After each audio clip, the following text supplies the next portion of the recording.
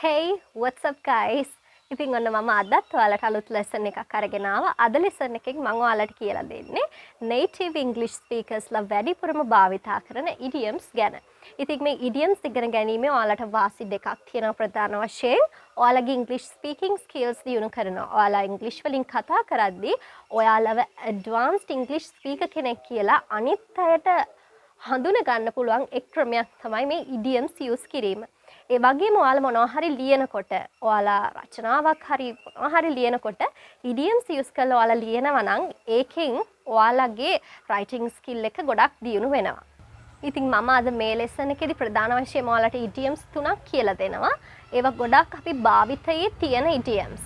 ඉතින් අද ඔයාලට මම මේ lesson එකකින් idioms තුනක් කියලා දෙනවා. ඒ වගේම ඒ idioms තුන භාවිතා කරලා අපි කොහොමද conversation එකක් දෙබසක් ගොඩනගන්නේ කියලා මම මේ lesson එක මැදදී පුංචි වීඩියෝ එකක් විදියට ඔයාලට දීලා තියෙනවා. ඉතින් ඒ clip එකත් බලන්න පුළුවන්. ටිකටම රැඳිලා ඉන්න lesson එකත් එක්ක. First idiom beat around the bush. Beat around the bush. Beat around the bush කියලා කියන්නේ to avoid speaking about the main topic. අපි ප්‍රධාන මාතෘකාව ගැන කතා කරන්නේ නැහැ. ප්‍රධාන මාතෘකාවෙන් ගැන කතා කිරීමෙන් වළකිනවා. ඒ කියන්නේ අපි කතා කරමින් ඉන්න දේ ගැන කතා කරන එකෙන් වැළකීලා එහෙමත් නැත්නම් not speak directly about the issue.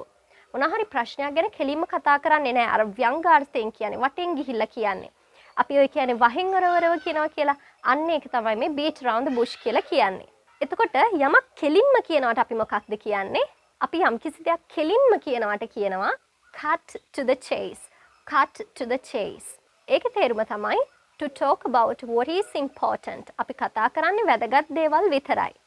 Without giving any extra informations or any extra details. ඒ කියන්නේ අමතර තොරතුරු, අමතර details දීමෙන් වැළකීලා අපි කතා කරන්නේ අත්‍යවශ්‍යම දේ විතරයි. ඒ කියන්නේ ඔය කෙලින් කතා කරනවා කියන එක තමයි. ඒ වගේම මේ cut to the chase කියන idiom එකට සමානම expression එකක් තමයි to get straight to the point කියලා කියන්නේ. එහෙමත් නැත්නම් to get to the point කියලා අපිට කියන්න පුළුවන්. ඒකේ තේරුම වෙන්නේ to speak directly about the issue. ඒ කියන්නේ තියෙන ප්‍රශ්නය ගැන කෙලින්ම කතා කරනවා කියන එක තමයි ඒකේ meaning එකත්. හරි, අපි දැන් බලමු conversation එකකදී මේවා කොහොමද use කරන්නේ කියලා. Hey, some of my files have been stolen. Did you see someone coming to my office room? You know, I mean, I feel that it's not good to tell you these things. I don't want to gossip.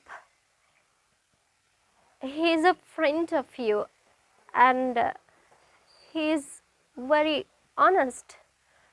But why are you beating around the bush? Why can't you get straight to the point? Please cut to the chase. හරි, අපි දැන් ඒ ගියපු දෙබසේ එක parking වාක්‍ය අරගෙන බලමු මොකක්ද ඒ කිව්වේ කියලා. මුලින්ම මෙන්න මෙහෙම කියනවා. Hey, some of my files have been stolen. Did you see someone coming to my office room? එයා කියනවා, hey, some of my files have been stolen. මගේ files ටිකක් හොරකම් කරලා තියෙනවා.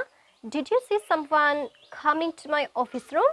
ඔයා දැක්කද කවුරු හරි මගේ කාර්යාලීය කාමරයට එනවා, මගේ office room එකට එනවා දැක්කද කියලා අහනවා. ඊට පස්සේ අනිත් කෙනා දෙන පිළිතුර මොකක්ද?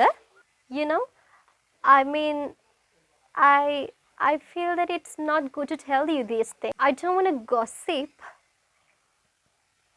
He's a friend of you and he's very honest. But එයා කියනවා, you know, I mean, ඒ විදිහට එයා ගොත ගහනවා. ඒ කියන්නේ එයා කෙලින්ම යමක් ප්‍රකාශ කරන්න එතරම්දී පෙළඹෙන්නේ නැහැ. ඊට පස්සේ කියනවා, I feel it's not good to tell you these things. මට හිතෙනවා මම ඒව ගැන ඔයාලට කියන එක, ඔයාට කියන එක හොඳ නැහැ කියලා. ඊට පස්සේ මොකද කියන්නේ?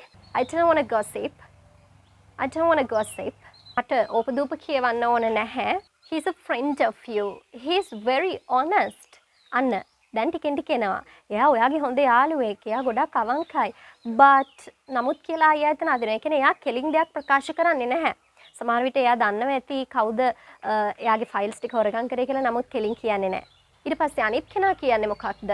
Why are you beating around the bush? Why can't you get straight to the point? Please cut to the chase. Why are you beating around the bush? ඒ කියන්නේ ඇයි ඔයා ප්‍රධාන මාතෘකාවෙන් ගිලිහිලා යන්නේ? ඇයි ඔයා අවශ්‍ය දේවල් අපිට කියන්නේ නැත්තේ? Why can't you get straight to the point? ඇයි ඔයාට කෙලින් කතා කරන්න බැරි? Please cut to the chase. කරුණා කරලා කෙලින් කතා කරන්න කියලා කියනවා. ඉතින් මෙන්න මේ වගේ conversation එකකදී ඔයාලට මේ idioms භාවිතා කරන්න පුළුවන්. ඉතින් ගෙදර ඉන්න ඔයාලත් මේ වගේ conversation එකක් හදාගෙන මේ idioms ටික practice කරන්න.